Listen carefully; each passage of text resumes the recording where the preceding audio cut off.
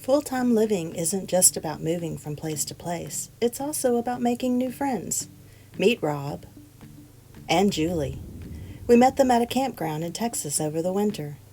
They invited us up to Maine to hang out in their dooryard and go lobster fishing. We decided to take them up on the offer, and boy are we glad we did.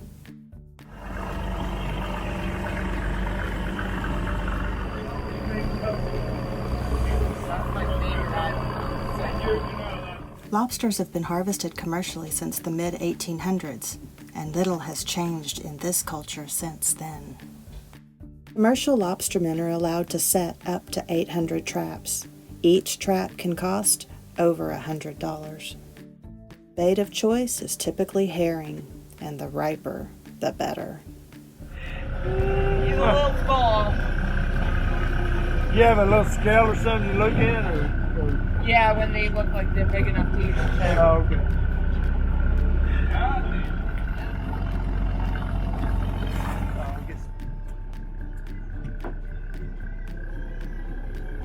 Julie is our stern man today.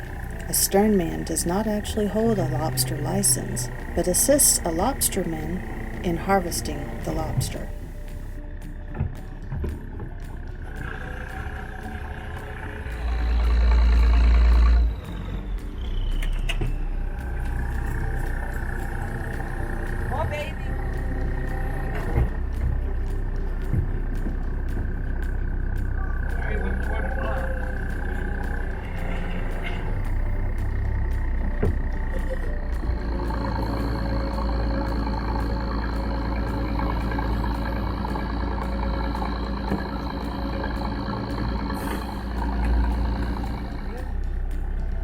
Pretty awesome office. Yeah, right? Some days are not quite so. Yeah, I bet.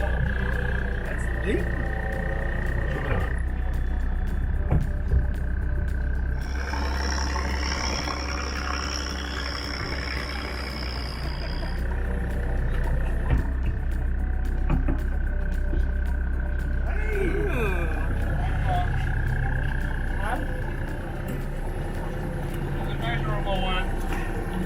It takes about 25 molts over 5 to 7 years for a lobster to grow a minimum legal size. Wow, not quite. Put that in the eye socket and you can see it doesn't. Oh, It's so like close. right on the edge. So. Steak and cheese it is.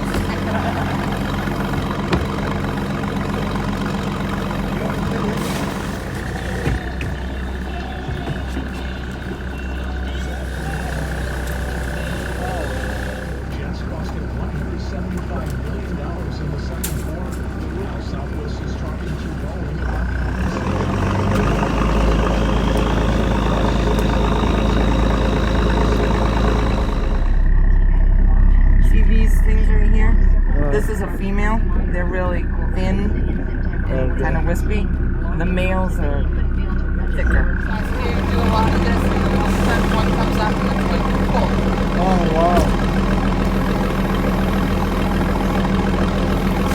See why you don't wear a lot of Gucci and shit like that. Yeah, no, I got the oil here, but I didn't really want to put it all on. Yeah.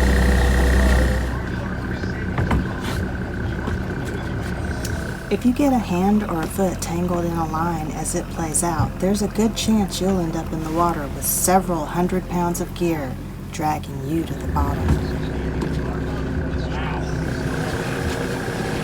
gonna be a long day. You never know what the traps will bring up. This little guy got thrown back.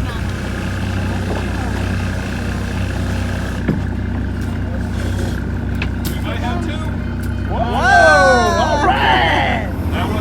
It would have been a keeper, but she's punched. The minimum legal size of a lobster is 3 1/4 inches. That's from the eye socket to the end of the body shell. This is the males. They're a lot. Yeah, it's a lot thicker.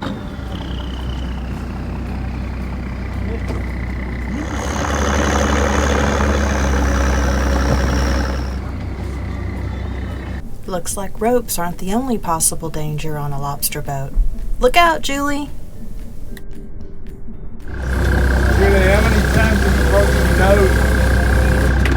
So far, I've managed to avoid it. I'm not even sure how, because like when there's a lot going on, I'm not sure how that hasn't happened. That would be instant. We were just fishing for dinner today, but on a real day at sea, this sequence would be repeated about 100 times.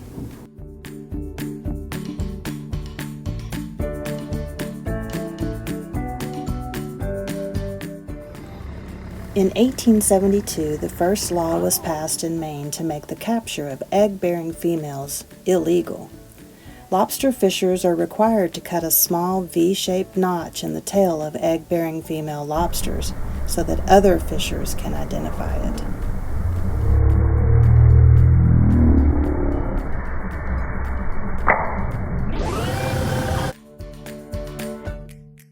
(15 to 20% of legal lobsters are released in Maine because they are V-notched females. Many more are released because they're either too big or too small. When they don't meet the requirements, they go flying.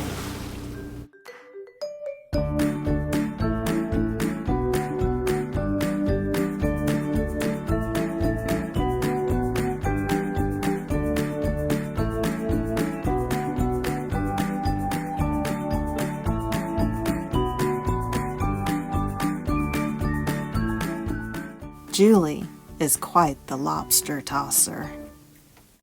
Maine lobster, also known as the American lobster, is found in the waters between eastern Canada and North Carolina, with Maine contributing more than half of all the lobsters caught in the United States.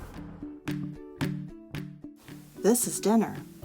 We were glad to find out that the supposed screaming in the pot is actually the sound of steam escaping from the lobster shell.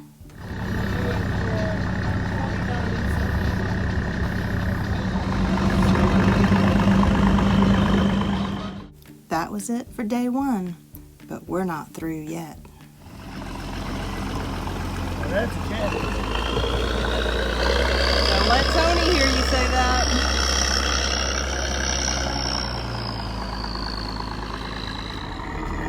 Welcome to day two. By the time we boarded, most of the workday was done, but we still have plenty to share.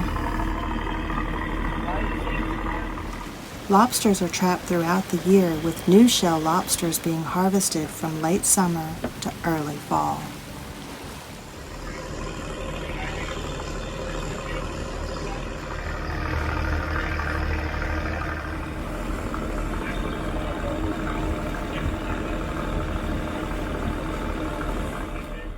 Lobster traps are set and marked by colorful buoys to identify the trap's owners. The colors are unique to each lobster fisherman.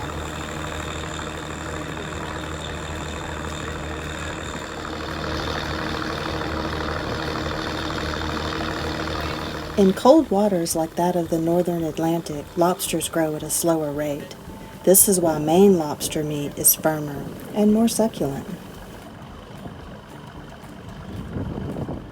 Almost half of a lobster's weight comes from its claws. Its shell can be molted brown, green, and black. Besides the typical colors, lobsters can also be found in the rare colors of yellow, red, blue, and white. That's Landon. He's Rob's stern man, but he wants to be a lobsterman someday.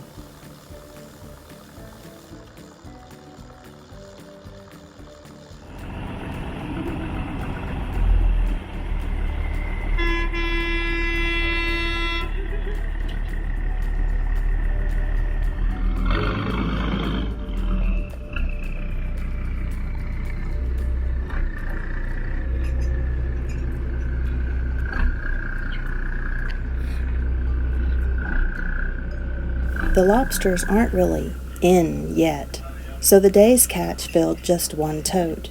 When things pick up, totes will likely fill the back of this boat.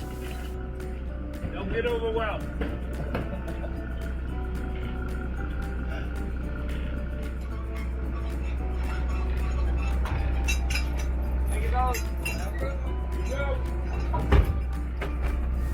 Did you know lobsters smell with their legs, chew with their stomachs, have clear blood, can regenerate their limbs, never stop growing, and turn red when they are cooked, no matter what color they started out as, except when they start out white.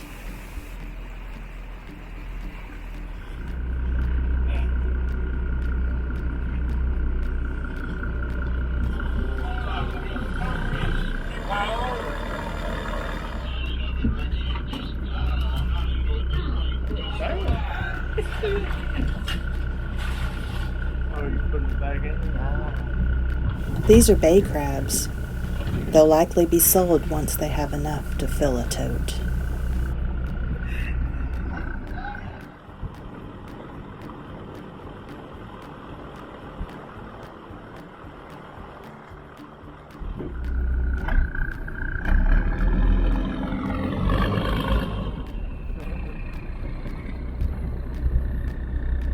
That wraps up what we experienced with lobster fishing, but it does not show the fun that we had on the boat. And oh, what fun we had. Keep watching. He's like, what is he doing? You guys got bait? Wanna throw some bait? This is the Pond Island Lighthouse. It was put into service in 1853 and discontinued in 1934.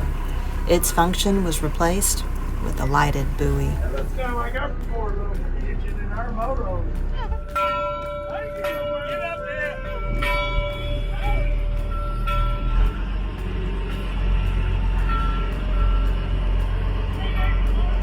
It's not every day that you leave your husband and the captain on a buoy and ride away. Ring that bell, boys!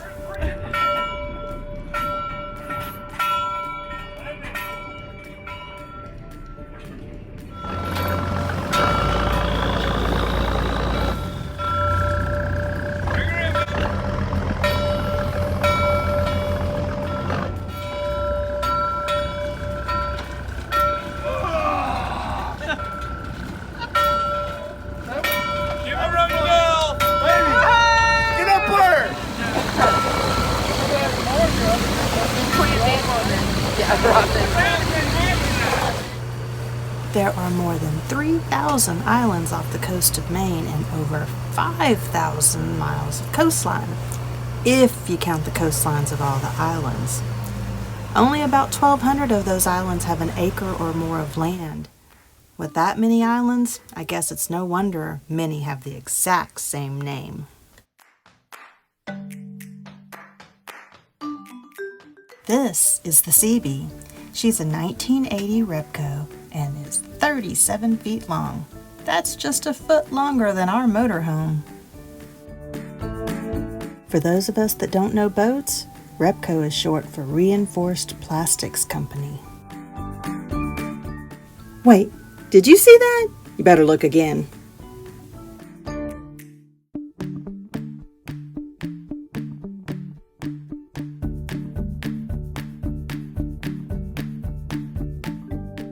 Repcos are some of the first fiberglass hull boats to be built in down East Maine.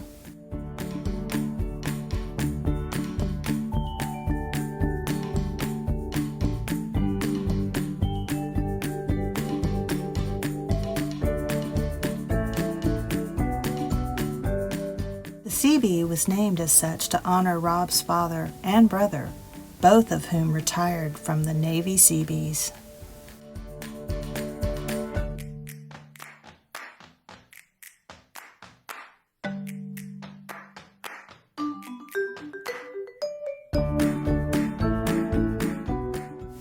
Thanks, Rob and Julie. Our visit is one we won't soon forget.